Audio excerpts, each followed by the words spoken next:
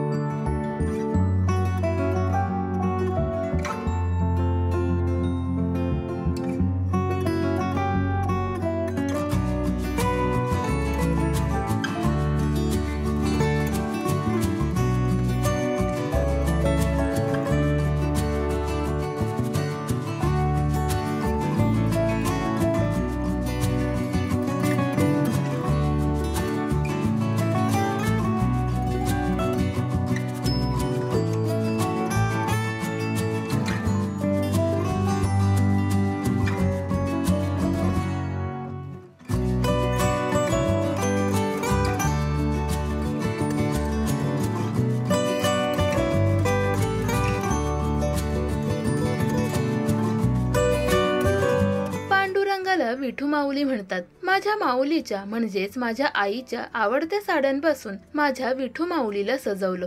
एरवी साड्यांवर जीवापाड प्रेम करणारी आई मी तिच्या या अत्यंत आवडत्या 2 साड्या मागितल्यावर लगेच दिल्या. माऊली रामकृष्ण हरी असं कॅप्शन सुद्धा अक्षयने या व्हिडिओला दिले.